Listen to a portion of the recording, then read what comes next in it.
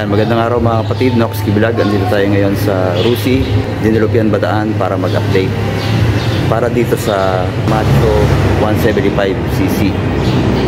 Yan, kulay blue. So titingnan natin yung mga specs nito and features. Ganun na rin yung price and installment. So abangan po natin yan. Pero bago yan, huwag nyo kalimutan na mag-subscribe sa aking channel. Then click mo na rin yung notification bell para updated tayo sa mga susunod ko pang videos. Then patuloy nyo akong follow sa aking Facebook page na Noxky Vlog. Stay tuned po. Shoutout muna sa ating solid supporters and subscribers na si Gilbert Austria from Laguna. God bless you, sir.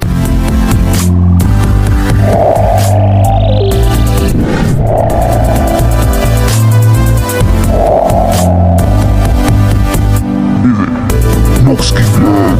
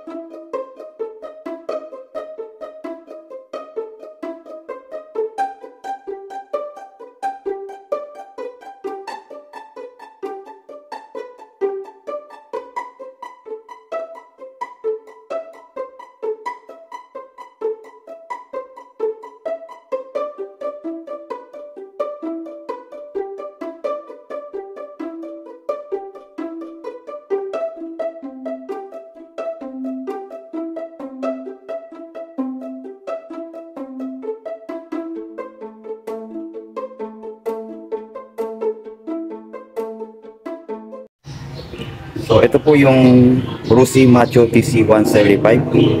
Yan. Kulay glossy blue yung napili natin. Meron din itong kulay red, no? Ito. Yan, no?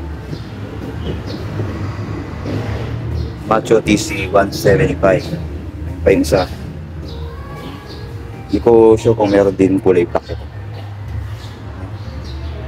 Pero dito tayo sa kulay blue, mga kapatid. Ayan, makikita natin sa kanyang headlight. Ayan, rectangle shape. Then halogen bulb yung kanyang ilaw, pati yung mga signal light nito. Tapos yung cowling niya, ito, meron siyang Macho nakalagay dito. Then Euro 3. Tapos yung decals niya na kulay blue, white, tsaka black, no? Ayan yung combination, mga kapatid. Tapos dito sa baba, ito yung signature design naman ng Rusi. Ayan, naka-emblem dito. Tapos meron din siyang chrome finish dito, no? Tapos meron din siyang reflector side by side. Tapos cover na rin yung kanyang telescopic fork. Then pagdating sa kanyang fork dito sa baba, ito kulay silver siya. Tapos meron siyang embossed na Rusi dito. Ayan, kabilaan yun, mga kapatid. So napaka looks premium din ang datingan ng pagkagawa ng Rusi ngayon, ano? Tapos sa hub niya dito, ang laki. Tapos kulay silver din, halos pareho ng kulay na ito sa kanyang fork, no? Tapos naka spokes wheel na tayo dito. Ayan, tapos drum brake nga po yung kanyang preno dyan sa harapan. Pati yung likod po, drum brake na rin po. Ayan. Tapos tube type yung kanyang gulong. Then sa size 2.75 by 17 dito sa harapan. Dito naman sa likod ay 3.00 by 17. Then sa makina, eto, makikita natin yung kulay niya, parang kulay kalawang, mga kapatid. Pero napakaganda, no? Very premium yung kulay niya. Ito yung nagiging parang palatandaan natin para malaman natin 175 yung makina dahil sa kanyang kulay. Yung 125, ayun, kulay black, no? Sa 150 naman, sa 150cc, ito ang kulay gray naman pag 150cc. So yung pagkakaiba nila. Sa 125, kulay black yung makina. Sa 175, kulay kalawang. And then yung 150 ay kulay gray. Yan po yung pagkakaiba ng mga Macho. Tapos yung cambio nito mga kapatid ay 5 speed. So puro sa harap lang din, ano. So mas madali siyang gamitin. Tapos ito naman yung kanyang tapakan dyan mga kapatid sa cambio. Then sa foot deck sa rider, ito may goma, then bakal po yung loob na ito, no? Tapos dito naman sa angkas meron din, yan, napi-flip naman din. Tapos goma din to mga kapatid, tas may bakal din siya sa loob. Then kagandahan dito sa Rusi, ito yung mga shock niya ay 4 na, no? Dalawa dito, dalawa din dun sa kabila, no? So heavy duty na siya mga kapatid, ready ng salpakan ng sidecar to. Parang stainless ang datingan pero naka-chrome finish lang yan. Pati dito mga kapatid, yung kanyang pinaka carrier dito sa likod, ayan, kulay ano din, stainless, ano? Pero hindi po stainless ito mga kapatid. Then tingnan natin sa kanyang panel. Ito yung panel gauge na naka-analog panel gauge. And then ito yung kanyang speedometer, yung odometer. Then yung signal light indicator, meron yan dito. Tapos neutral, then yung sa ilaw, headlight. Then yung gear indicator meron din, 1, 2, 3, 4, 5. Tapos yung Rusi na tatak dito. So wala siyang gas indicator, ano. Ordinary yung kanyang Rusian, ito, no. Yan. Malalak din yan kung naka left side po yung manibela natin. Tapos sa manibela niya, ito naka naked handlebar.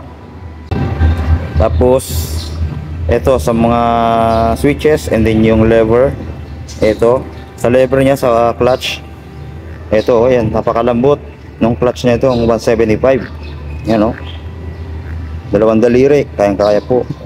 Tapos ito naman yung switch niya sa high and low, turn signal light, busina. Then dito sa kabila, yung patayan at bukasan ng ilaw. Then meron din siyang hazard switch, ayan, o. Yun yung kagandahang features na ito, meron siyang ganun. Then yung electric starter. Tapos ito naman yung preno sa harap, yan, malambot din, ayan, o. Tapos yung throttle, ito, yan, malalim yung throttle mga kapatid, ayan, o, malalim. Tapos sa tank niya, ito kulay glossy blue, ganda ng pagka blue niya, parang royal blue mga kapatid. Tapos ito naman yung kanyang cap sa fuel, kulay stainless din, no? Tapos yung fuel tank, ipa-flush na lang natin. Then sa upuan, siyempre pan tricycle yan, ito yung design, ganyan. Pare-pareho naman yan yung mga design niya, sa 125, sa 150, tsaka 175. So okay din mga kapatid, no? Hindi siya malambot, hindi siya matigas. So saktuhan lang. Tapos sa taillight, ito halogen bulb lahat po yung mga ilaw. So wala po tayong makikitang LED po dito. Tapos ito naman yung fender niya sa likod. Yan, kagandahan, stainless na po. Ito talaga yung totoong stainless, yung kanya mga fender. Kasi katagalan po ay kinakalawang yung fender pagka hindi siya stainless, no? So yun yung maganda rito, stainless na. Pati yung sa harap, no, stainless na rin po yun. Tapos dito tayo sa kanyang muffler, ayan, yung design halos same naman sa mga Pantra nila, no? Ayan, ito yung heat guard na chrome finish, may Rusi dito. Then ito na yung dulo ng kanyang muffler, ayan, matte black yung kulay dito hanggang doon sa pinakapuno. Tapos ito na yung makina naman dito sa kabila, yan, ito yung spark plug. Then yung carburetor nya, ayan, naka Euro 3 compliant na rin ito. Ito yung kanyang breather dyan, no? Yan. Tapos kickstart, syempre meron pa rin yan. Ayan. Tapos dito sa ilalim meron siyang R dito, yan. Tapos sa preno sa likod, ito, no? Ayos din to dahil ganito yung mga style ng mga pang tricycle, ano. So ayan po yung ating maikling update dito sa Macho TC175.